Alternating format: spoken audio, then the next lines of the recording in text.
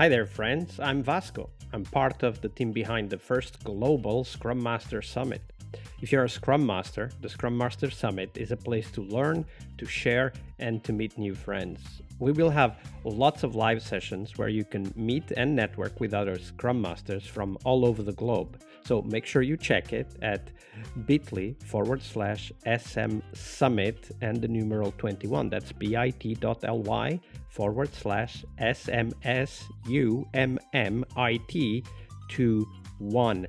We have 7 amazing keynotes or more, as we are still organizing the conference as I record this, and 8 tracks that feature people like you and thought leaders sharing their insights and knowledge to help you become an awesome Scrum Master. So once again, check it out at bit.ly/SM Summit 21. That's all lowercase, all one word, SM Summit and the numeral 21.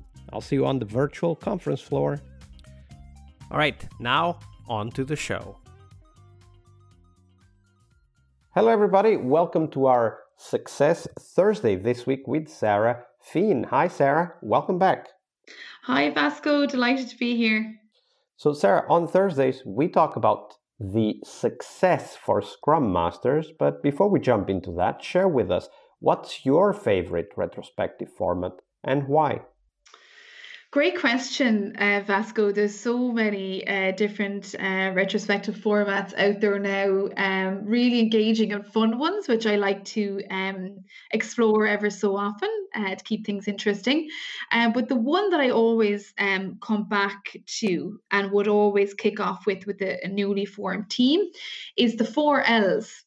I'm not sure if you've ever come across that one. I might. But I don't know what the L's stand for. So let me ask that question. So what do the L's stand for? So the L's stand for, the first one is liked, then learned, lacked, and longed for. All right. And for those of us that are not native English speakers, walk us through the categories and why you use those 4 categories. Okay, so the reason why I like the 4 L's and because they have a very easy kind of concept to grasp. So the first one is liked.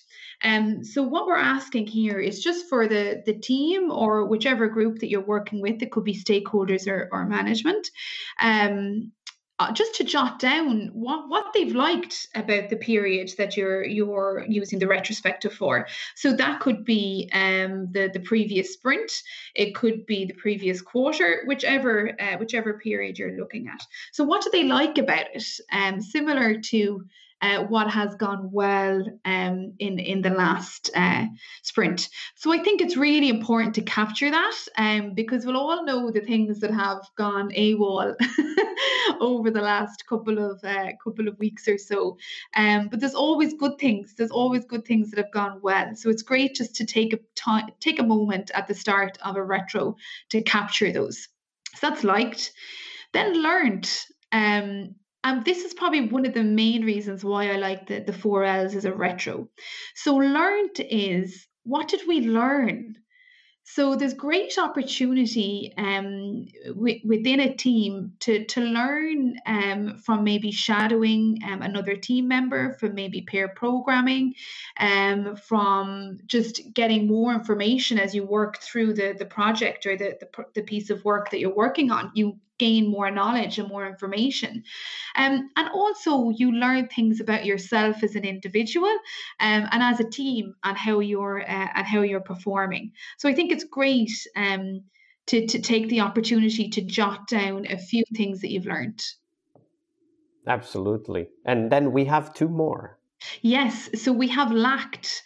So lacked is something that you have. So that could be, for example, that you have your daily stand-ups every day. But you're lacking maybe gaining further insight on the stand-up. So for example, if a team is newly formed and they're only kind of getting used to each other, they might feel uncomfortable flagging possible blockers or issues. So for example, if they're flagging something as lacked. It could be, yes, we had our daily stand-ups, but we were lacking some further information to allow us to be successful to deliver on what we committed to this sprint. So we can have that discussion then around, okay, well, why aren't we discussing our blockers on our daily stand-up? Is this something that we need to put in place, or will we do a round robin, or what way would that work? So it's something that we have, but we're lacking it. So we need to spend a little bit more. We're lacking something, so we need to spend a little bit more time around it. And then longed for. So longed for is something that we don't have within the team, but we really long for it. We need it. So for example, that might be a particular skill set to get something over the line. It might be in regards to our acceptance criteria. If a team is kicking off at the beginning and they're not familiar with the Scrum framework, they mightn't have clear acceptance criteria there, or have any at all at the beginning. So that might be something that they flag as they long for that clarity.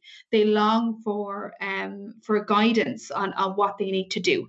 So you can see kind of through these that a lot of the time, this retro actually brings up small things that the team can work towards continuous improvement and work towards creating that Scrum environment where teams can really excel in.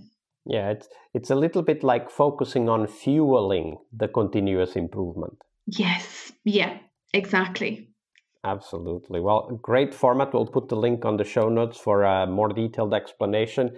But now we turn our attention to the Scrum Master role, Sarah, and also what success means for that role. So share with us your perspective. What is a successful outcome for the Scrum Master's job? Great question, Vasco. At the start, when I started in my Scrum Master role, an Agile coach role, really success for a Scrum Master was the small wins at the beginning. So small win for me might be people are attending the daily stand-up at the beginning, and then that people are actively seeing value in it, and they're using it as it should be used, to be able to touch base with the team, update on what they're working on, flag any blockers and issues. When I see that, I do a little yay in as a Scrum Master that they're actively doing that at the beginning, and that they're comfortable in raising the blockers and issues. Other small wins would be that they're really reaching out and helping each other as well. So they're coming to me suggesting, I think I could, shadow this guy on a particular piece of software that he's working on. And I'm delighted to hear that. And then afterwards, I might say, that's actually pair programming. What you're doing there, you're helping each other out. One person is doing the code, the other one is checking, and so on. So it's over time that you can see them grasping the concepts and grasping the different practices and tools, and see them working for them. So it's not, I suppose, delivering out different techniques and tools and telling them they need to do this. It's really around them exploring them and seeing if they're of value to them. And also at the end of the day, it's really around, passing the torch on. So to try and inspire others to take on the role of Scrum Master within that team, and to allow you then to step back a little bit and to be content that they have somebody there to run that for them. So in essence, becoming quite redundant. Yeah, in fact, I loved how you introduced that by explaining first what are the behaviors that you want to see. And then you said, in essence, becoming redundant. Because actually, the question I usually ask our guests when they say, as a Scrum Master, you're successful when you're no longer needed. The question that I always ask is, have you seen a team that does not need a Scrum Master? what did you see then? Describe that for us. So you've described some behaviors already, Sarah, but are there other things that tell you that you have successfully worked yourself out of a job? Yes, absolutely. I've had great success in this. One particular team have been working on a really exciting project, actually within Red Hat at the moment. And they kicked off with working as a Scrum team November 2019. And I would have been actively a Scrum Master with them. So again, running a lot of the ceremonies, kind of ensuring that we're having discussions, making sure we were committing, looking at our velocity and our charts and all that fun stuff. And as time went on, I would ask particular people on the team if they would like to run the daily stand-up, or if they would like to run the sprint planning or the review.